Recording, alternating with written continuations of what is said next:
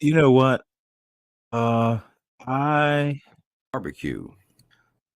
I run the risk, um, and it's not my channel, so I will just drop this fucking link. But see that old black uncle there with a little white boy? This is this is what Shredder would say black success is. We're 5,000 too late, so let's be great pets to little white people. We will make great pets. That's what that's what people like Shredder want to give to us. If you want to be great black people, be white people's pets. So I'm dropping the link to this particular video into the chat. Not sure I'm going to be able to play it without some sort of copyright strike, but it's called Read Aloud Book Uncle Remus and Brer Rabbit by Joel Chandler Harris. Joel Chandler Harris is a Georgian, was a Georgian. Oddly enough, he is from Eatonton, Georgia. Alice Walker, the authoress of the Color Purple, is also from Eatonton, Georgia. And I've actually been there. When I was in college, we went there to watch a Christmas parade. So, bottom line, what Shredder wants us to be is Uncle motherfucking Remus. Literally, nobody said that, LMAO. Motherfucker, you aren't smart enough to say it. I'm translating your 5,000 years of black failure. Motherfucker, don't give me that fucking Uncle Tom soul brother bullshit about I didn't say it. Motherfucker, I'm translating because you're not smart enough to say it yourself. 5,000 years too late equals the best we can do is be a fucking Uncle Tom. You didn't say it. I'm saying it, motherfucker. Ugh, the gall. So, anyway, I dropped the link. If you want to know about Shredder's life philosophy, read you some fucking Joel Chandler Harris, the Brer Rabbit. Uh, Joel Chandler Harris also wrote the Jungle Book. If you are into Disney, and is as a matter of fact, the Uncle Remus tales are part of that Walt Disney thing too. The Zippity Doo Dah, Zippity A, My Oh My, what a wonderful day. That is Uncle Remus tales, motherfuckers. Do yourself a favor and know this is what Shredder thinks Black Americans should be like. Still, zippity doo zippity doo dah, zippity a is motherfucking Shredder's philosophy of life. Blacks, don't be like Jews. Don't even be defiant. Be like Uncle Remus, zippity doo dah, zippity a. If you assimilate, you will have a wonderful day. You fucking coon. Why did you let Shredder trigger you? Oh, you know what? Actually, Shredder hasn't triggered me. He just made me laugh. And I've had a couple beers, so fuck. Why not be entertained? Why not be entertained by the Shredder minstrel show? So anyway, before I get too far afield, y'all please make sure if you're new to the channel, subscribe to the John Gall Urban Landlord channel. It is a hoot. And there are divergent opinions from mine. Most people in this space would fucking kick my ass for saying what I'm saying, but I would kick their ass back. Also, if you're not subscribed, please do subscribe to the Stanley Cross channel. That's my personal channel where I do the occasional video essay, I might clip this whole Uncle Remus fucking mocking and roasting of Shredder because I think it's hilarious and it just needs to be clipped for posterity. The fucking coons will not win black culture. They have no clue what culture is. They don't even understand that black culture is a part of American culture. They just fucking want to be ashamed of themselves. 5,000 years too late. 5,000 years. That's a lot to catch up on, massa. Can you help? Can you help me? Can you help me? Oh, just fucking disgusting. So, at Stanley Cross 6000 is my personal channel. I only act like this when I read the fucking self-defeating rhetoric of a shredder. Shredder brings out the best in me. All I need now is Dolomite. Dolomite and Shredder and Brian and Brian Nichols. Ooh, the best. The best of subservient Negroes. I want to serve the white man is their motto.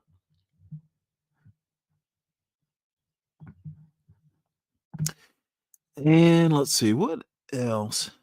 I just do not know. Let's have a look here. See if there are any copyrights.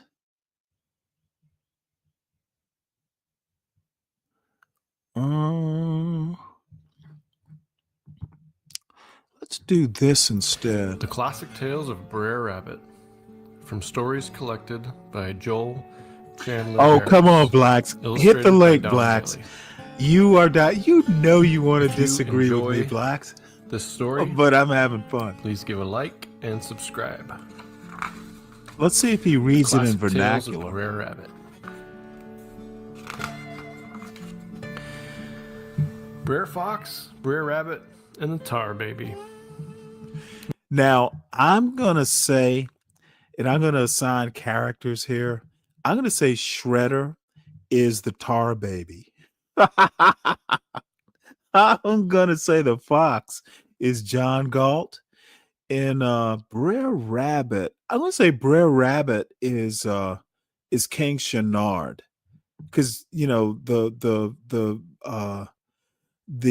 Brer Rabbit character is kind of god damn it, there's a term for it. Fuck. In Blacks, you're here. What is the term for he's a trickster? That's what he is. I'm getting old and I can't these terms don't come to mind as quickly as they used to. It was the hottest day of the year on Old Plantation. It was so hot that the potatoes on the ground were nearly cooking in their skins. Brer Fox sat at home, trying to cool himself off with a willow branch. He sat there waving the branch at his face, desperately working to get a breeze going. But he was working up more of a sweat than a breeze, so there he sat, sweating and waving and thinking. It was the thinking that finally got Brer Fox upset. He was trying to remember the cooler days in his life, the days when he was relaxed. Now, I'm going to call Brer Fox. I'll call him Be Brave. Those days, it might help Brer him Brave. cool him off a bit now. Trouble was, he couldn't remember a day like that recently. In fact, Huckster. Okay, thanks, such a humble day president. 6 months.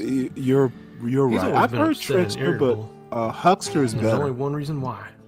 Brer Rabbit. I'm glad you Brer know. Fox I'm couldn't glad you remember know a this stuff. relaxing The day humble since Brer presidents. Rabbit had been around. I'm impressed. Well, maybe it was the heat, and maybe it was the thinking. But Brer Fox decided Yeah, that thinking's gonna make Brer He decided Brave. that it was his turn to show Mighty Brer tired. Rabbit who he was dealing with. Brer Fox threw aside the willow branch and went out to his shed. He took out a bucket of tar and a can of turpentine and mixed them together. What Yeah, he now got was a wait, large hold it. black Let me glob, stop right stickier than here. honey and Now, Joel Chandler Harris. Oh shit, that's like back in the 19th century. But Brer Fox, Brer Brave. taking tar and going to form a creature, he's gonna be forming Shredder. It'll be it'll, let's make sure we understand that the Tar Baby character that Brer Brave is making is going to be a stand-in for Shredder's attitude about people being 1,000 years old. It's better than a dozen cooks. Then he took the glob and the bucket, grabbed an old straw hat, a white comb, and a couple of white buttons, and walked out of the main road. When he got to the main road, Brer Fox dumped the glob out on a large log right in the center of the road. In a way, he actually does The hat sell on top of the putt. glob, He's a 2 hustler, buttons and Brian. fries, Yes, he sells stuck the comb putts. in for a grinning mouth, and his masterpiece was ready. The Tar Baby was born. Brer Fox smiled a sneaky smile and laughed low. Then he went into the bushes nearby and waited for Brer Rabbit. He knew that Brer Rabbit would come He's along trying to eventually. trap. It was hot, He's trying and Brer to Rabbit trap would have King to pass this Shenard. way to get to the well. By and by, Brer Rabbit came down the road, walking and skipping, lippity-clippity toward the Lippity well. clippity. He's Look at just you, as sassy Shenard. as a Lickety jailbird, clippity. Brer Fox thought to himself. I can't wait till he gets his. Brer Rabbit made his It's way happily down the Shenard. road I'm sorry. until he saw Tar Baby sitting Shredder on is a the log. trap to catch Now, Shenard. Brer Rabbit was Lippity crafty, clippity. but he was also a friendly creature, always greeting everyone who passed his way, especially strangers. And he didn't recognize the figure in front of him. Brer Rabbit walked up and stuck out his hand. "Good morning, stranger. Is it hot enough for you?" Brer Rabbit said in his friendliest greeting voice. The Tar Baby just sat there, smiling, and didn't say a word. Brer Fox Tar kept Baby laying just low sat in the there bushes. smiling. My name is not Tar Baby, Brer it's Rabbit tried again. Shredder. I said, "Good morning. How are you doing?" Brer Fox squinted his eyes to see better and lay low, and the Tar Baby didn't say a word. Brer Rabbit was getting overheated. "What's the matter? You deaf?" he shouted. The Tar Baby smiled, silent and still, and Brer Fox lay low. "You're mighty stuck up. That's what the matter You're is," mighty said stuck Brer up. Rabbit, his furry face turning red with anger. "And I'm going to unstick you unless you answer me real soon, if you get my meaning." Brer Fox swallowed his laughter, and the Tar Baby didn't make a sound. "That's it," spat Brer Rabbit. "I'm going to have to teach you a lesson. If you don't take off your hat and say howdy, Hey, I'm going to bust Dolomite, you what's right up? open." Well, needless to say, the Tar Baby wouldn't speak, and he didn't remove his hat. Oh Brer fuck Rabbit no! figured Oh he had put up with Shredder, enough. let me. He had Oh greeted the Shredder, stranger once like this a is friend, over, and had no, been I'm treated not like an enemy. repurposing it. My Brer mother Rabbit was a drew back his huge fist, and Joel with all his Chandler might, he Harris swung fan. straight for the Tar Shit, Baby's I've been knowing this shit since I was like Well, his 4 fist years went old. right into the Tar Baby and got stuck. Brer Rabbit pulled back, but the Tar Baby wouldn't let go. That's "If you don't why let me I'm loose," saying said Brer Rabbit, "I'll Rare knock you Fox again." is be brave. Tar He's Baby didn't let making loose. Tar Babies. And Brer Rabbit drew back his other hand and swung again. Now both hands were stuck, and the Tar Baby still Oh, that's didn't say funny, a word. Brian. And Brer Fox kept on Good lying morning, low. stranger. You want some puts? Brer Rabbit pulled That's and tugged, hilarious. but couldn't get away. Good one, Brian. "Turn me loose before I kick the stuffing out of you," he said.